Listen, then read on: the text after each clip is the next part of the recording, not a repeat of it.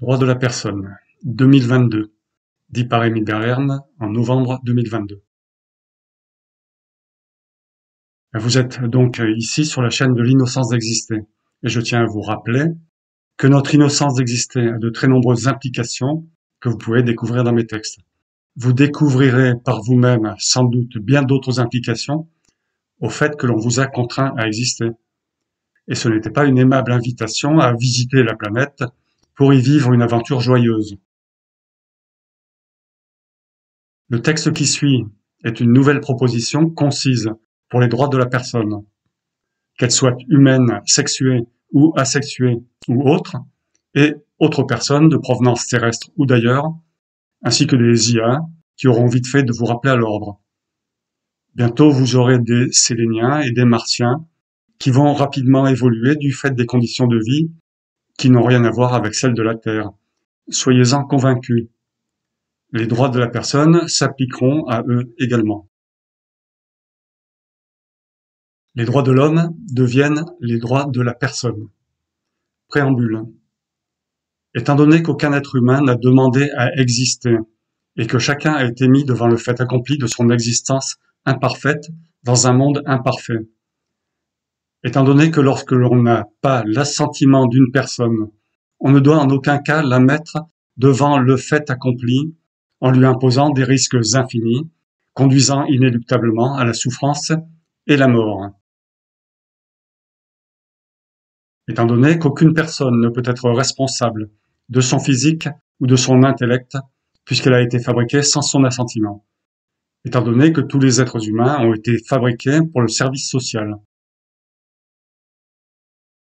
Étant donné que tout être humain a été contraint d'exister pour pérenniser la société. Étant donné que la société n'est nécessaire qu'au service de l'individu et non l'inverse, et que la notion de société et d'humanité n'est qu'une vue de l'individu, que rien n'étant pérenne dans l'univers, il était inutile de construire une personne avec le risque de sa souffrance pour servir une idée de pérennité humaine, sociale, nationale, impossible à réaliser. Étant donné que toute personne a été fabriquée imparfaitement, éduquée imparfaitement, et que chacune a été insérée dans une société imparfaite sans son accord également. Il est impératif d'appliquer ce qui suit. Article 1. Toute personne doit vivre dans le bien-être pendant toute son existence, de par le seul principe de réciprocité, qui est un argument de simple logique rationnelle, impliquant l'égalité de traitement de chacun par tous et inversement. Le bien-être implique la santé, la longévité et une vie passionnante, selon les vues de la personne et non les vôtres. Sinon, il est inutile de lancer la fabrication d'une seule personne. Article 2. Les droits de la personne ne peuvent jamais être modifiés dans leur signification, ni maintenant, ni jamais, et aucune loi ne peut prévaloir sur ces droits.